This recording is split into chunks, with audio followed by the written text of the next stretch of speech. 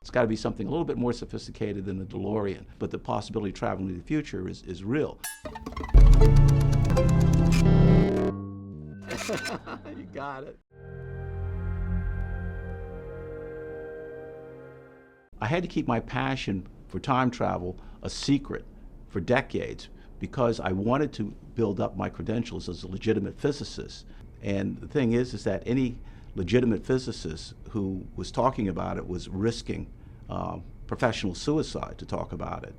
It's been a rocky road because you're not getting the support that you need because you're not telling people who might help you what it is that you're trying to achieve, even those closest to you. And I can remember feeling very depressed because I felt like I was getting nowhere in trying to understand how to build a time machine.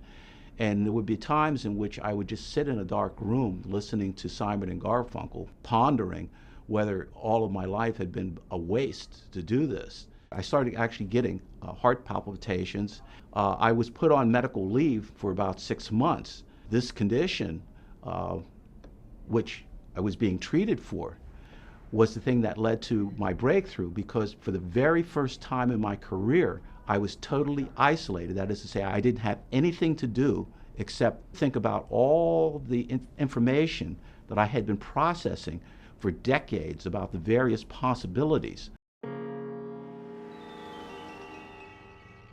Time travel is now entering into the domain of the legitimate. That is to say that the present generation of physicists who grew up with Star Trek are now the ones who are part of the legitimate community. So it's much more open, although the way in which it's stated in scientific publications, which is code words like closed time-like loops, which is the same thing as talking about time travel to the past.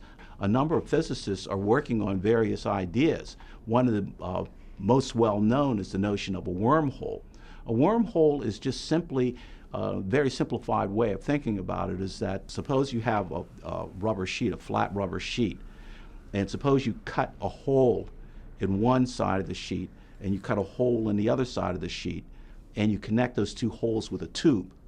That's a wormhole. This allows shortcuts through space and time, and it turns out that by manipulating a mouth of a wormhole in an appropriate way, it's possible for a space traveler to travel through a wormhole and come back and see themselves traveling back into the wormhole in the past. So a wormhole is a possibility. The other possibility are what are known as cosmic strings. These cosmic strings are long lines of matter that were created. They're sort of like fault lines in the universe that were created after the universe was created. And if these fault lines are passing each other, these cosmic strings are passing each other, they can create a loop in time, and along that loop in time you can go back into the past. So this is another mechanism. And then there's my work, which I found a different way. It turns out that in Einstein's theory, not only can matter create gravity, but light can create gravity as well.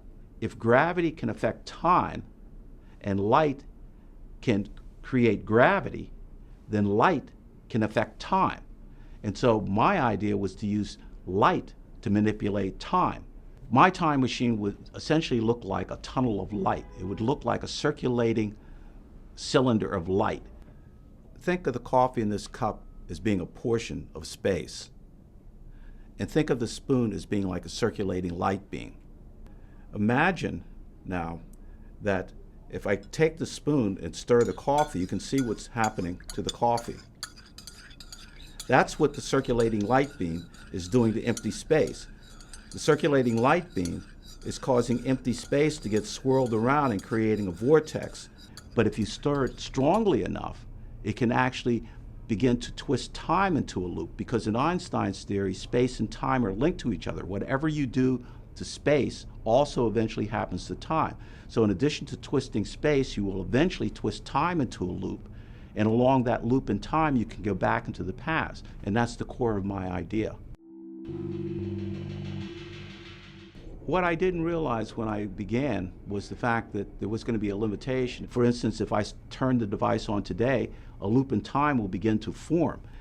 And if I leave it on, for example, for let's say 10 years, someone could travel from 10 years back 7 years, 5 years, all the way back to the beginning where the machine was turned on, but they can't go back earlier than that because the machine didn't exist earlier than that. That means that time travel to the past is possible, but only from the future after the device is turned on. You're not going to be able to travel earlier than that, which answers the question why we haven't seen time travel tours, because that means that the first human scale time machine hasn't been built. But that meant that I was going to be blocked from my possibility of visiting my father, which was a very bittersweet for me. However, I have to say that one of the things is that because I've reached the goal theoretically, I feel that that's something that my father would have been very, very pleased with, that I have achieved that.